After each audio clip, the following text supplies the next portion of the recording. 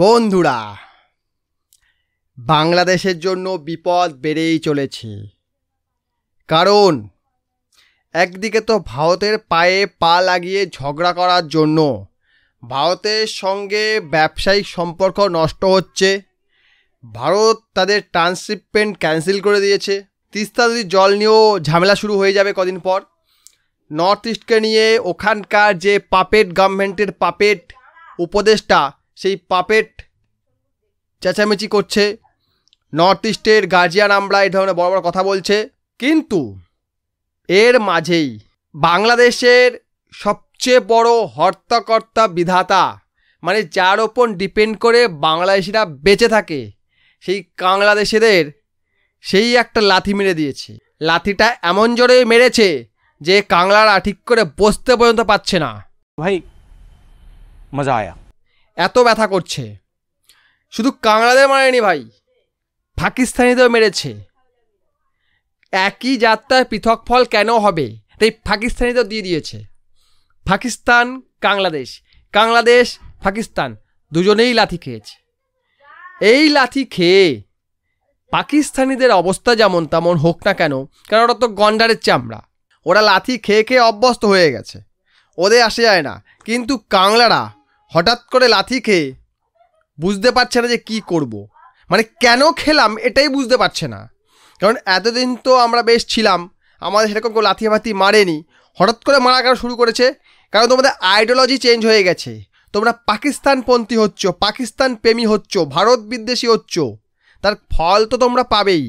সেটাই হচ্ছে বর্তমানে বাংলাদেশ সঙ্গে। সম্প্রতি সৌদি আরব তাদেরকে ভাত দিচ্ছে না, লাথি দিচ্ছে। সৌদি আরব, ইউএই, কাতার, কুয়েত, এই যে গালফ কান্ট্রিগুলো রয়েছে, এখানে যত রকম ওয়ার্ক হয়, মানে লেবার শ্রেণীর কাজগুলো যারা করে, তাদের মধ্যে ম্যাক্সিমাম কোত্থেকে আসে? বাংলাদেশ, পাকিস্তান, ইন্দোনেশিয়া, ভারত।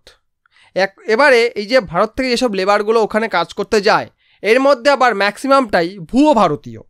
কেমন ভুয়ো ভারতীয়? এরা বাংলাদেশ পাকিস্তান থেকে টপকে পারে আসে, এখানে এসে এখানকার কারাপ্ট এমপ্লয়িজ, মানে যারা বসে আছে আর কি, কারাপ্ট লোককে টাকা খাইয়ে পাসপোর্ট, তারপরে আপনার আধার কার্ড, প্যান কার্ড সব বানিয়ে নিচ্ছে।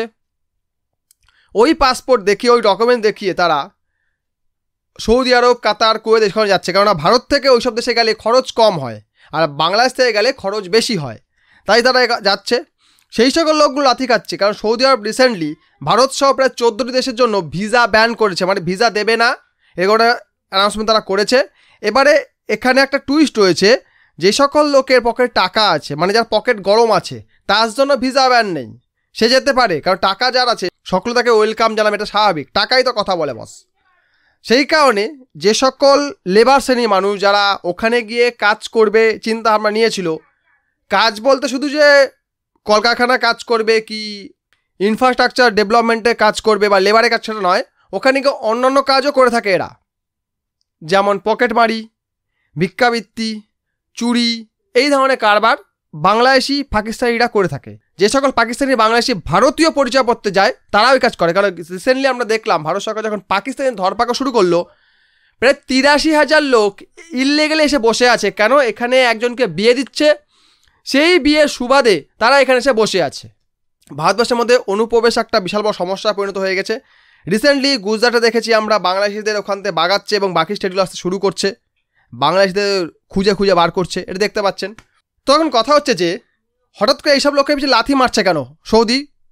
কারণ সৌদি আরব কী করেছে, এই সকল চুরি, ছিনতাইবাজ, পকেটমার বা ভিক্ষাবৃত্তিকে বন্ধ করার জন্য অপরাধীদের ধরে ধরে খোঁজা শুরু করেছে, যে কে মারছে দেখো, কে অপরাধটা করছে দেখো, যেটাকে খুঁজে বার করার চেষ্টা করছে। এবং খুঁজে বার করে তাকে প্রথমে জেলে ভরছে, তার ইনকোয়ারি হচ্ছে, দেখা যাচ্ছে এই বাটা এখানে এসছে এইসব কর্মকাণ্ডের জন্য।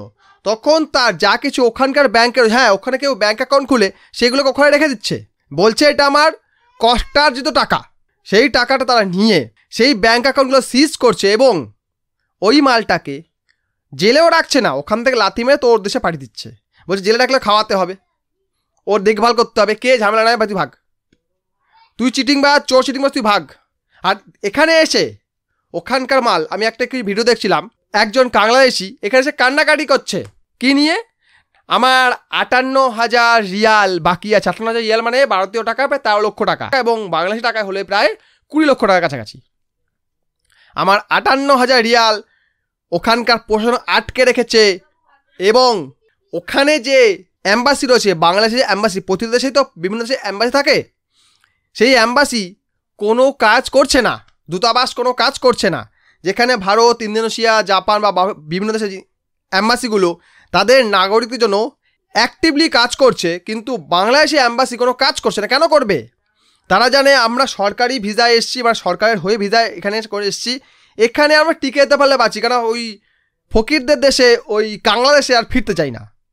সেই কারণে তারা ওখানে রয়ে যাচ্ছে, এবং তারা তাদের দেশে নাগরিকদের জন্য কোনো কাজ করছে না। এটা নিয়ে এখানে এসে কান্নাকাটি করছে কে? বাংলাদেশিরা। এই হচ্ছে বর্তমান পরিস্থিতি। কাংলাদেশকে তাদের ব্রাদার, মানে যারা ভাই, সৌদি আরব, কাতার, কুয়েত, ইউএই, কেউ ওদের সাপোর্ট করছে না। এই হচ্ছে বর্তমান কাংলাদের অবস্থা, এই হচ্ছে ওদের পাওয়ার, কাংলাদের এই হচ্ছে স্ট্যাটাস, এই হচ্ছে সম্মান।